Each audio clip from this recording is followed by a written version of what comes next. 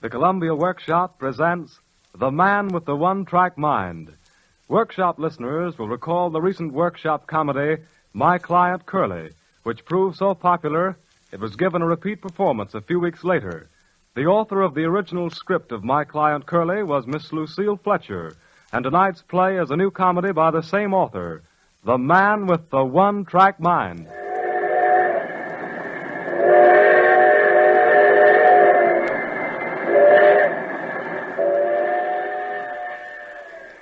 Have you ever longed to be a locomotive? If so, listen to the story of Herbert Thompson, registered pharmacist of Springdale, New York. Herbert? Herbert! Herbert, what on earth are you doing? Hello, Mary. What are you doing? Why, nothing, Mary, nothing. Just practicing my train imitations, that's Your all. train imitations. A fine place to be practicing train imitations in the prescription room. Of all the idiotic, futile, ridiculous occupations, Oh, well, what's the use? Come on and have your supper while there's still a little heat left in it. I'm sorry, Mary, but I can't. What? Well, not just this minute, anyway. You see, Mr. Dooley's coming in about half an hour. Mr. Dooley? Who's he? Oh, he's the fireman on the Empire State Express, but it's his day off tonight, and he's promised to stop by at 8:30 and listen to my train imitations. You know, I'm going to do them for the fathers and sons dinners next Monday. And make a fool of yourself again? Make a fool of myself? What do you suppose the fathers and sons dinner is asking you to do your train imitations for?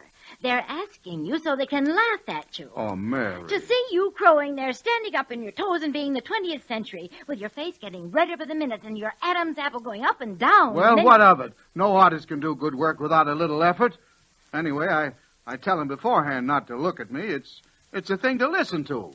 If they'd had any imagination... Imagination? It's you who haven't any imagination. If you had any, you'd know how funny you look. No, trains are my hobby, Mary, that's all. Your hobby? Why, they've become your whole life. You never think about the store anymore. You don't try to improve it. You don't fix it up. Well, perhaps the reason I like trains so much is because they take my mind off this store. Have you ever sat in the store all day long, Mary? I don't mean just once in a while, but every day, year in and year out. I've been in the store for 25 years. Take a look at it. Isn't a very interesting place to spend one's life, is it? Maybe I'm tired of it. Maybe I don't care about it anymore. Maybe I just want to feel free. Oh, for goodness sake. Maybe I love trains because they're so different from myself. Well, look at a locomotive. It's big and powerful and always on the go. It's alive. It accomplishes things. Herbert Thompson, you're talking like a ninny. I'd rather be a train than a man anytime. Trains don't just sit and rot all their lives. They live. They don't have anything to chain them down. Don't you see what I mean, Mary? They're so free.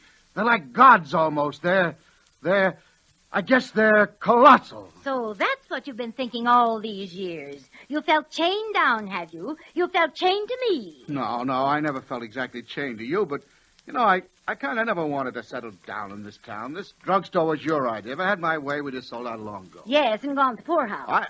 I wasn't cut out to be a druggist, Mary. I've hated it. What would you rather have been, a hobo? Sometimes I almost think that would have been better.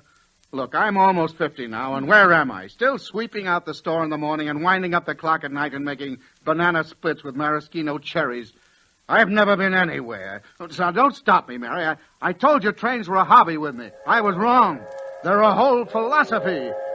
You hear that? There she goes, the Wolverine, on time and bound for Chicago. Oh, for goodness sake. Oh, Lord, think of her tearing through the night with her steam up in her wheels, driving the cloud of steam, swallowed up in a tunnel, then out across the open country, telegraph poles going by, towns flashing past. That's her whistle again. Hoo, hoo, hoo, like this, like this, like this, like this, hoo, like this. Herbert! Herbert! Herbert!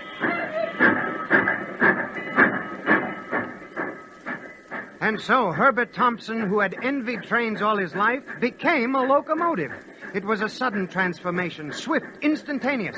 He was propelled forward through his little drugstore as though on the wings of a whirlwind. That was a solid glass counter toppling over.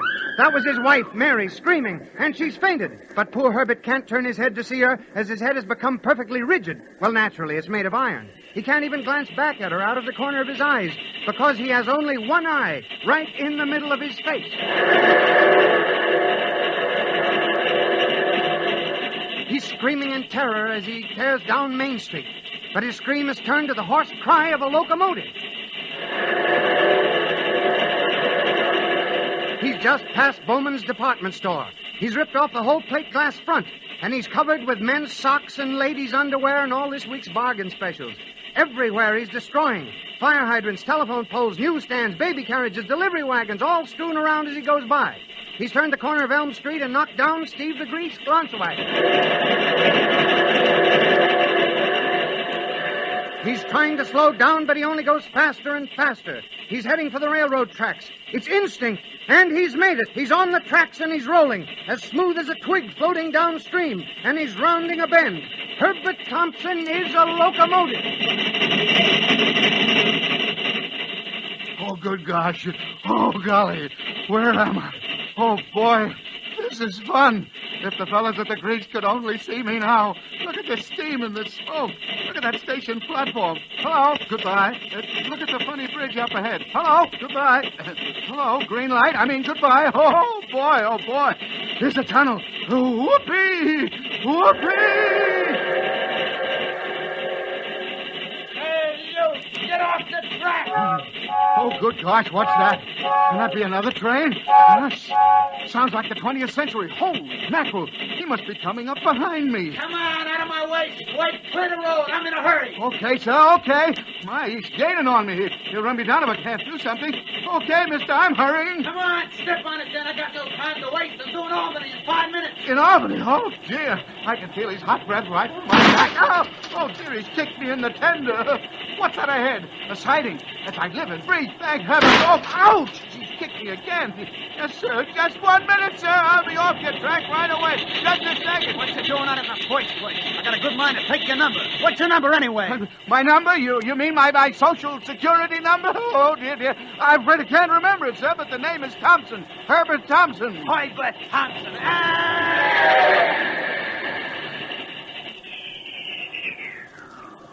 Oh, I've made the siding. Oh, my, what a violent sort of personality. I do believe he would have run me down if I hadn't stepped on it. Ouch, my tender's killing me. I wish I had some liniment. I wonder what trains do when cases like this. Good gosh, who's this now?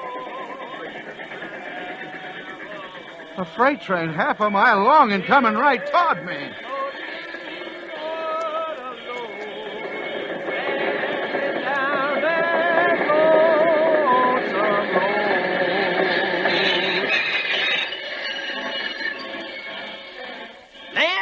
What you doing on this here track? I beg your pardon, but the 20th century... This here is my private siding, and it's all been taken care of by the B&O. And I'm to have the use of it from 7 in the evening till 2 o'clock in the morning.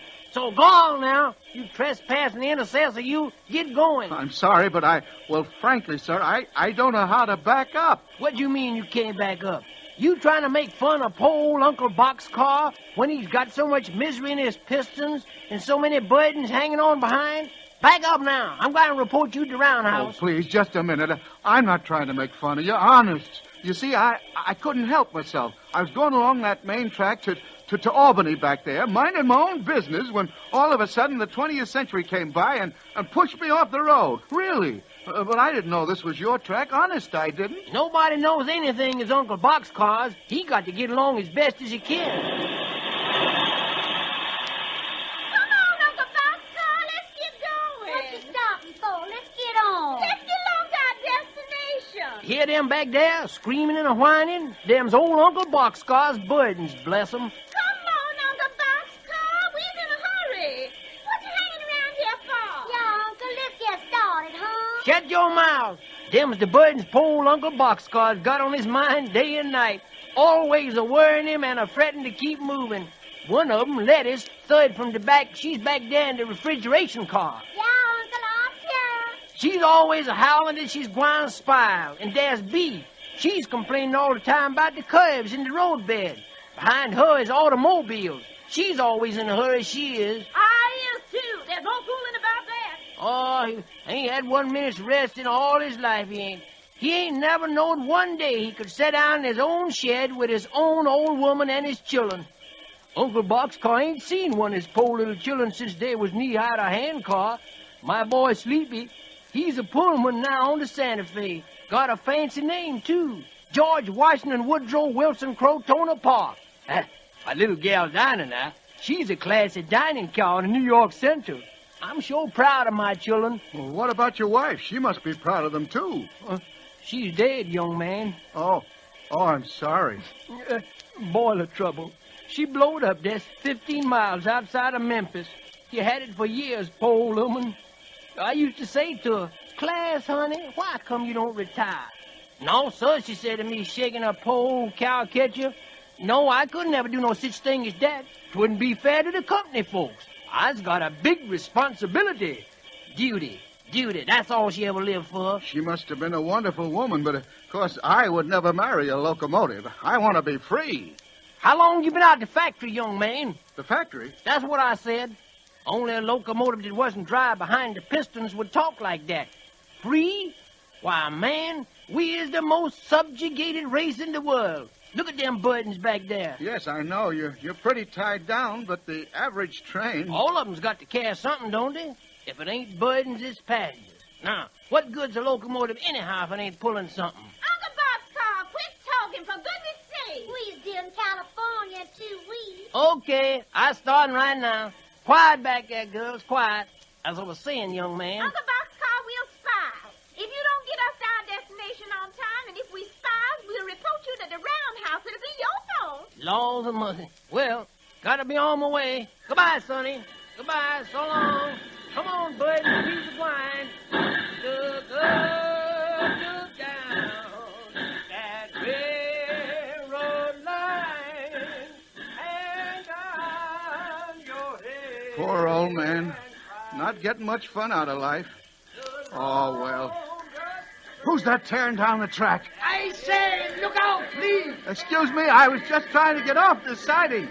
There doesn't seem to be a free track in this whole system. I'll be out of your way directly, sir, just as soon as I get out onto this parallel track. Oh, really? Well, do hurry. I'm frightfully late. Have to make the World's Fair by tea time. Reception committee and all that sort of thing. Yes, sir. Say, I hope you won't mind my saying so, but haven't I seen you somewhere before? The name's Scott. Coronation Scott. Fastest to look special in the British Empire. Say, I've read about you for years. Have you? How frightfully dull.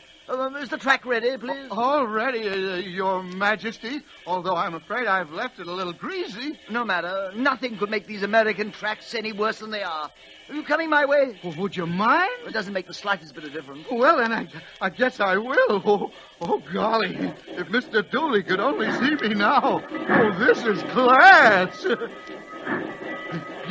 You were saying something about American tracks, Your Majesty. How terrible they are, Your Majesty. Oh, please don't call me Your Majesty. It annoys me. Oh, I'm sorry. Here I'd come over to America thinking I should escape the whole deadly business. And what do I find? The moment I arrive, the same tiresome thing starts all over again. Porters sweeping me out every 10 miles. Red carpets at every station. And champagne bottles, endless champagne bottles, being broken continually over my nose. It sort of sounds like fun in a way, Your Grace. Fun? How would you like to be stoked, polished, dry cleaned, repainted, upholstered, dusted, vacuumed, and lubricated every other day? And the horrid populace, tramping through you incessantly day and night, shedding peanut shells, chewing gum wrappers, orange peel, all up and down your innards. Why, it's enough to give a man high boiler pressure. Oh, dear. And look at the roadbed they give me to travel on. Of all the horrid proletarian means of transportation. Why, in England, a train is somebody. Here, most of you chaps are nothing but open-air subways. That 20th century fellow, for example. You've met the 20th century? Unfortunately, yes. And a greater boor it's never been my privilege to meet. Of course, I suppose one shouldn't expect much from a person who comes from Chicago with all those gangsters and Indians living out there. But really, do you know what he had the nerve to tell me not long ago? That his deluxe drawing rooms were far superior to mine. Really? Why, the king himself christened my drawing rooms with a bottle of old Malmsey. The very same Malmsey that Richard III drowned his brother in. But here we are at the World's Fair. Just slow down and follow me into the railroad building.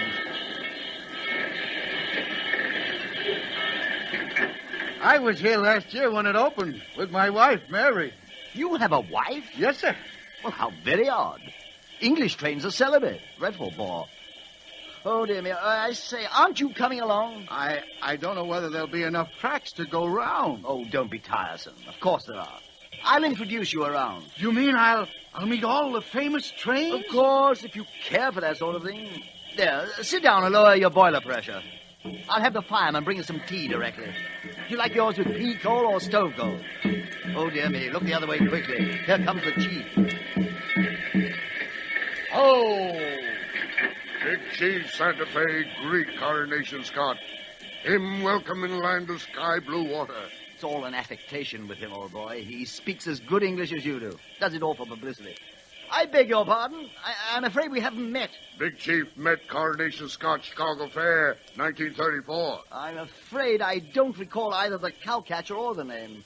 Big Chief. You're not by any chance Indian, are you? Big Chief, much Injun. Him from far west. Him make Santa Fe run. New Mexico, Arizona, Colorado, California, painted desert Albuquerque. Oh, how very odd. I had no idea there were any trains west of Chicago. You want smoke, peace, stack? Thanks, but I simply loathe American fuel. So you're still at it, huh, pal? Still at it. Really, of all the... Oh, it's you, 20th Century. I thought you were in Chicago. Sure, I was in Chicago yesterday. But today I'm in New York. This ain't England, you know, pal. We cover territory. 2,000 miles in the flick of a piston. We ain't midgets over here, we're trains. What you doing to my pal, the chief? Really, 20th Century, you're impossible. Oh, belittling him again because he can't speak the English language. Is that it? Okay, but if some people I know could speak it as good. So you don't like American fuel, huh? So there ain't nothing but covered wagons outside of Chicago. Well, why don't you learn something? Instead of sitting over there on your island being a commuter special. If you're meaning to insinuate, 20th Century, that I do the work of an underground... Go away, you make me tired. You and all them foreigners is all alike. Why don't you get on to yourselves for a change? In 10 years, you and me and all of us won't be needed anyway. Oh, please, for goodness sake, now, don't let's start talking about airplanes. I'm sick of the whole discussion. I ain't discussing airplanes. They're only a bunch of mosquitoes. What I'm discussing right here and now is diesel oil electric trains. In 10 years, I'm telling you, they're going to rule the tracks. I tell you, fellas, a guy's got to think these days. He's got to look ahead. Why, listen, only last night, coming back from Chicago, what do you think I heard? A couple of old dames was complaining because there wasn't no moving pictures on board. Why didn't they do something to entertain the passengers, they were saying? The boredom is terrific. The boredom. Can you beat it? 16 hours for 1,000 miles, and the boredom is terrific. A guy tears himself in half, keeping up speed. A guy tries to keep himself attractive. A guy lays out the red carpet, installs a radio, subscribes to every magazine in creation, and the boredom is terrific. And moreover... Oh, just a second, pals. Hiya, babe. Hello, long and handsome. Why, it's the Broadway Limited, all painted up. Say, when'd you blow into town, honey? Gee, I'm glad to see you. And am I glad to see you. I've been missing you in Chicago now for the last 5 weeks. Oh, I couldn't help it, honey. I had a new engineer, and he changed my schedule. Hey, say, you met the fellas? I don't think so, but I don't see why not. Fellas, meet the girlfriend, Miss Broadway Limited. Pleased to meet you. Oh, I say, rather. My word, what a lovely tender. Okay, fellas, okay. Break it up now. Break it up. What's on your mind, honey? Nothing. Except I never see you anymore. Oh, listen, honey, for goodness sakes, don't start that stuff again. You know it can't be helped. Who told you to join up with the Pennsylvania Railroad in the first place? I don't see why you can't jump a track once in a while and take the route through Pittsburgh. Other fellas would do it for me. Well, other fellas ain't me. And if that's the way you feel about it... Oh, I don't, honey, I don't. Only I get so lonesome. All those miles and miles of telephone poles and never a call for me. I can't do nothing about that. You know that, honey. You want your career, don't you? It was your idea being a deluxe flyer, not mine. Yeah, I know. But honestly, sometimes I get so blue. And now, what with them fresh suburban locals? Have them locals been bothering you again? Something terrible. They won't let me alone. Every time I come into a new town, a whole bunch of them goes by and purposely brushes up against me and pinches my parlor car. It's driving me crazy. Why, those lousy mashers. Oh, honey, that's one of the reasons I want you to come over to the Pennsylvania sometime. If those locals just took one look at you. How many times have I got to tell you that I can't do it? You see what goes on all the time, fellas? It's breaking my heart. She's my girl, but when do I ever see her? I'm in Chicago, she's in New York. She's in Chicago, I'm in Albany. We can't get married. We can't settle down in a nice little roundhouse up at Harmon. We can't do nothing. What's our future? Even the subways have a better time than we do. I knew a girl once. She was an electric on the IRT, and she married a fella on the BMT. They never had no trouble living together. They just settled down in the car barns at 14th Street. Yeah? Yeah, and they had a couple of kids on the Canarsie line. But the whole family got together on Sundays. You know, you can say what you like, but them subways don't have such a bad time of it after all. Bad time? At least they can depend on a regular clientele. Gee, it'd be kind of nice, wouldn't it? You do a couple of nice little quiet runs from Coney Island up to 42nd Street, going no faster than about 10 miles an hour. Then along about 8 o'clock, you slide into the car barns, get washed up, and there would be your little wife, just in from Queens Plaza, waiting with supper ready for you. Ah, gee. Yeah, then on Sundays you'd loaf around while they changed the car cards and swept out the cigarette butts. Or maybe even play around the pinochle with the West End Local and the Sea Beach Express. Oh, boy, what a life. Big Chief, he no like subway life. He want to be horse. Why, Chief, what an idea. Who'd have thunk it? I thought you were satisfied with the Santa Fe. Santa Fe, all right, but horse better. Horse, he no stick to track. He climb mountain. He make own trail up mesa. He look at sunset. He stop where he like. Beside river, little village, on prairie. Ah, stop it, Chief. I can't stand it. Well, you're all quite wrong. If you're going to change places, why not be men? Oh, I beg your pardon, Your Majesty. I mean, Mr. Scott. A man's a poor thing, of course, but at least he's flexible. He can lie down once in a while. I'm so tired of rigidity. But, Mr. Scott. And a man has a varied diet. He doesn't have to eat coal all the time. Aren't you gentlemen frankly bored to death with coal? But, Mr. Scott, that's the least... Oh, please, I'm talking. And at least a man gets a vacation once in a while we poor trains... Curtain going up. Curtain going up in 5 minutes. What's that? Oh, dear. It's our cue for the Railroads on Parade show. Quick, where's my engineer? Come on, beautiful. We got to get going. Gee, I need a touch of fresh paint. Where's my spray gun? Here, do I look streamlined enough? You're coming, of course. Why, I don't think so. As a matter of fact, I'm planning... Oh, but you must come. Here, I'll find you an engineer. He'll take you on in. No, thanks. I don't want an engineer. I'm going to California. I'm going there all by myself. All alone. But good heavens, man, you can't go to California without an engineer. You can't even get out of the fair without an engineer. Here, take mine. Curtain going up in 3 minutes. Last call for Railroads on Parade. I've got to go, but wait for me. He's backing up. My good fellow, come back, you'll be ruined. Wait a minute. Wait till I find you an engineer. Oh, good grief. Make way! Make way! I'm going to California! California! California, here I come! California, here I... Look out! One of the locomotives is broken loose. Help! Somebody throw the switch. The engine's going wild. Jump in the subway train! Help! Runaway train! Help! Help!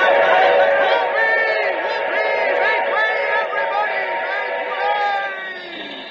Make way!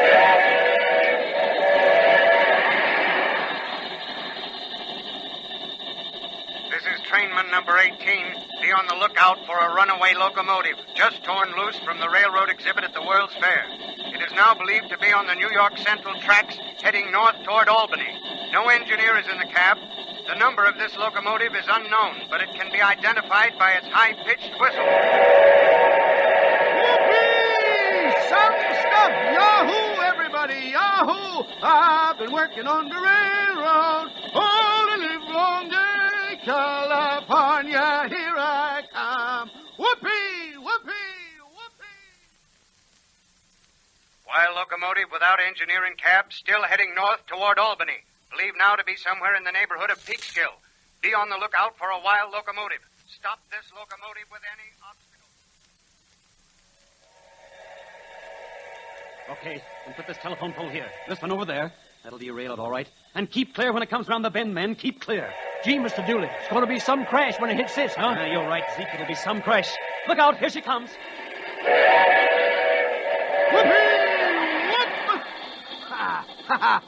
Trap.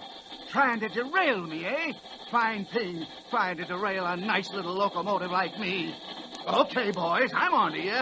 I know what to do. Here's a nice little siding going off to the left. I've always liked sidings. Always wanted to explore them. Well, I'll pull them all. That California trip can wait for a minute. I'll just twist myself a little like this and whoopee, whoopee, here I go! Down the nice little siding. So long, fellas. Sorry to have disappointed you. Down a nice little siding. What's that ahead? A stone quarry? A what? Help! Help! I can't stop! Oh, dear! I never should! I can't!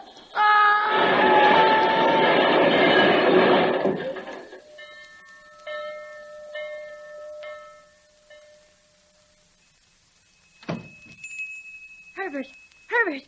Oh, where on earth are you?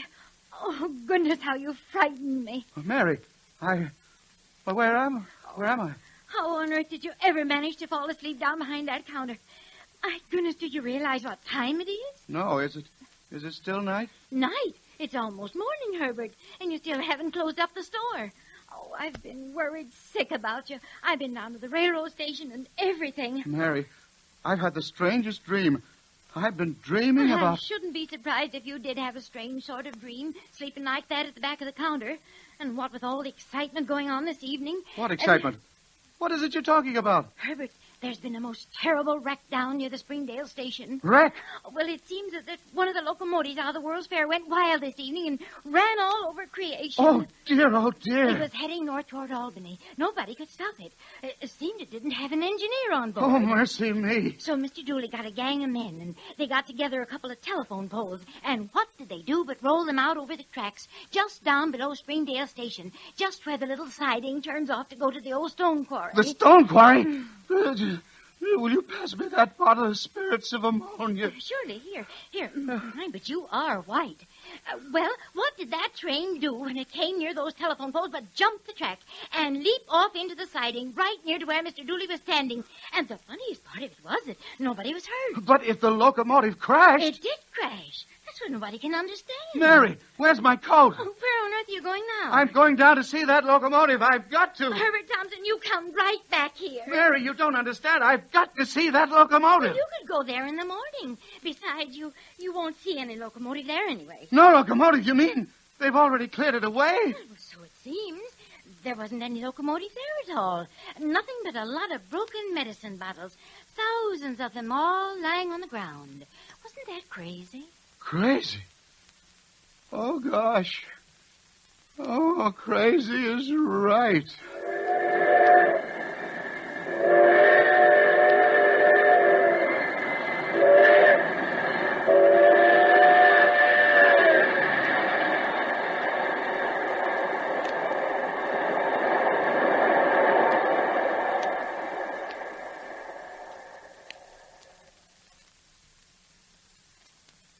You have just heard the Columbia Workshop presentation of The Man with the One-Track Mind, a new comedy for radio by Lucille Fletcher. Tonight's broadcast was produced and directed by Earl McGill. The part of Herbert Thompson was played by Mark Smith, Mrs. Thompson by Charmaine Allen, The 20th Century by Mandel Kramer, Old Uncle Boxcar by John Mitchell, Coronation Scott, Horace Braham, The Santa Fe, Joseph Granby, The Broadway Limited, Beatrice Kay. Other members of the cast were John Gibson, Fannie Mae Baldridge, and Sidney Smith. Next week, the Columbia Workshop presents The Cockeyed Wonder, a baseball comedy by Nathaniel Curtis. John Tillman speaking.